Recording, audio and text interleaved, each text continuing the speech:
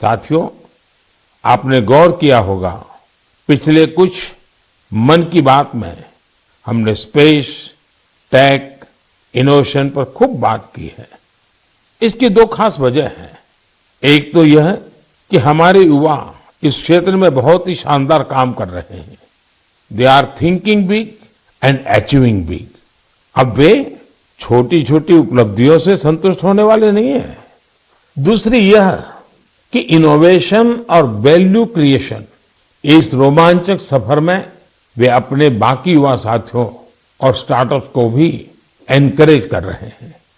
साथियों, जब हम टेक्नोलॉजी से जुड़े इनोवेशंस की बात कर रहे हैं तो ड्रोन्स को कैसे भूल सकते हैं। ड्रोन के क्षेत्र में भी भारत तेजी से आगे बढ़ रहा है।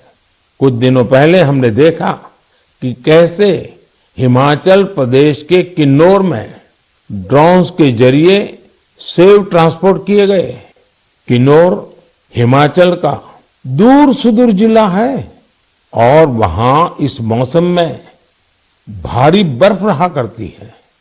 इतनी बर्फबारी में किन्नौर का हफ्तों तक राज्य के बाकी हिस्से से संपर्क बहुत मुश्किल हो जाता है। ऐसे में वहां से सेब का ट्रांसपोर्टेशन भी उतना ही कठिन होता है। अब ड्रोन टेक्नोलॉजी से हिमाचल के स्वादिष्ट किन्नौरी सेब लोगों तक और जल्दी पहुंचने लगेंगे। इससे हमारे किसान भाई बहनों का खर्च कम होगा, सेब समय पर मंडी पहुंच पाएगा, सेब की बर्बादी कम होगी। साथियों, आज हमारे देशवासी अपने इनोवेशन से उन चीजों को भी संभव बना रहे हैं जिसकी पहले कल्पना तक नहीं की जा सकती थी। इसे देखकर किसे खुशी नहीं होगी। हाल के वर्षों में हमारे देश ने उपलब्धियों का एक लंबा सफर तय किया है। मुझे पूरा विश्वास है कि हम भारतीय और विशेषकर हमारी युवा पीढ़ी अब रुकने वाली नहीं है। प्रिय देशवासियों, मैं आप लोगों के लिए एक छोटी सी क्लिप प्ले करने जा रहा हूं। वैष्णव जना तो तेने कहिए जे पीर पराई जान रे। वैष्णव जना तो तेने कहिए जे पीर पराई जान रे। पर दुखे उपकार करे तो ये मन अभिमान नान रे। आप सभी ने इस गीत को कभी न कभी जरूर सुना होगा। आखिर यह बापू का पसंदीदा गीत जो है। लेकिन अगर मैं ये कहूं कि इसे सुरों में पिरोने वाले गायक ग्रीस के हैं तो आप हैरान जरूर हो जाएंगे और ये बात आपको गर्व से भी भर देगी।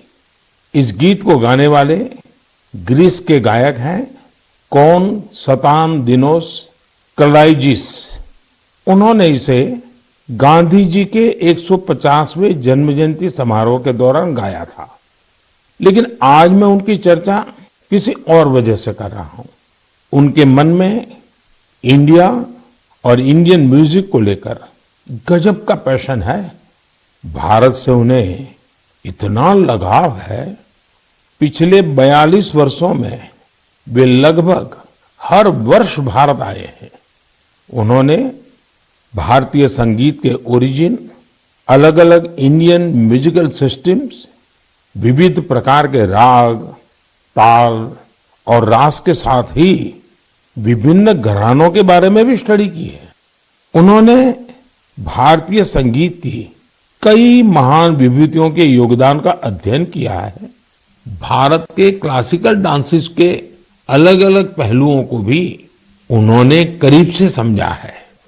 भारत से जुड़े अपने इन तमाम अनुभवों को अब उन्होंने एक पुस्तक में बहुत ही खूबसूरती से पिरोया है। इंडियन म्यूजिक नाम की उनकी बुक में लगभग 760 तस्वीरें हैं। इनमें से अधिकांश तस्वीरें उन्होंने खुद ही खींची है। दूसरे देशों में भारतीय संस्कृति को लेकर ऐसा उत्साह और आकर्षण वाकई आनंद से भर देने वाला है। साथियों, कुछ सप्ताह पहले एक और खबर आई थी जो हमें गर्व से भरने वाली है। आपको जानकर अच्छा लगेगा कि बीते 8 वर्षों में भारत से म्यूजिकल इंस्ट्रूमेंट्स का एक्सपोर्ट 3.5 गुना बढ़ गया है। इलेक्ट्रिकल म्यूजिकल इंस्ट्रूमेंट्स की बात करें तो इनका एक्सपोर्ट 60 गुना बढ़ा है। इससे पता चलता है कि भारतीय संस्कृति और संगीत का क्रेज दुनिया भर में बढ़ रहा है। इंडियन म्यूजिकल इंस्ट्रूमेंट्स के सबसे बड़े खरीदार यूएसए, जर्मनी, फ्रांस, जापान और यूके जैसे विकसित देश हैं। हम सभी के लिए सौभाग्य की बात है कि हमारे देश में म्यूजिक, डांस और आर्ट की इतनी समृद्ध विरासत है। साथियों, महान मनीषी कवि भर्तृहरि को हम सब उनके द्वारा रचित नीति शतक के लिए जानते हैं। एक श्लोक में वे कहते हैं कि कला, संगीत और साहित्य से हमारा लगाव ही मानवता की असली पहचान है। वास्तव में हमारी संस्कृति इसे ह्यूमैनिटी से भी ऊपर डिविनिटी तक ले जाती है। वेदों में सामवेद को तो हमारी विविध संगीतों का स्रोत कहा गया है। मां सरस्वती की वीणा हो, भगवान श्री कृष्ण की बांसुरी हो या फिर भोलेनाथ का डमरू, हमारे देवी देवता भी संगीत से अलग नहीं है।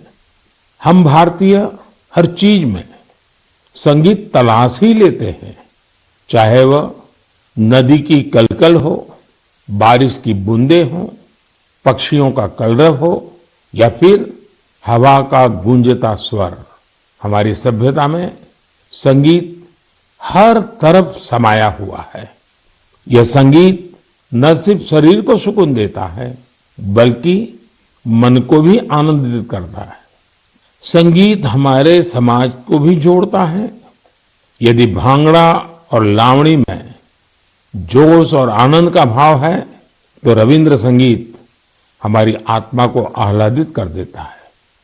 देश भर के आदिवासियों की अलग अलग तरह की संगीत परंपराएं ये हमें आपस में मिलजुल कर और प्रकृति के साथ रहने की प्रेरणा देती है। साथियों, संगीत की हमारी विधाओं ने न केवल हमारी संस्कृति को समृद्ध किया है बल्कि दुनिया भर के संगीत पर अपनी अमिट छाप भी छोड़ी है। भारतीय संगीत की ख्याति विश्व के कोने कोने में फैल चुकी है। मैं आप लोगों को एक और ऑडियो क्लिप सुनाता हूं।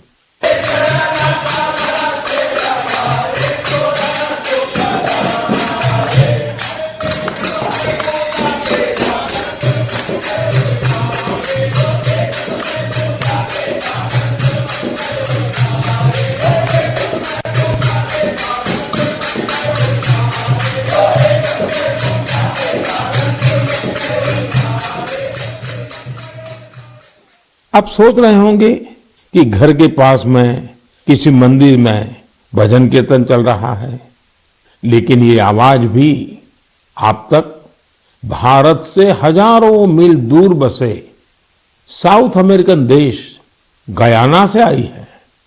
19वीं और 20वीं सदी में बड़ी संख्या में हमारे यहां से लोग गयाना गए थे। वे यहां से भारत की कई परंपराएं भी अपने साथ ले गए थे।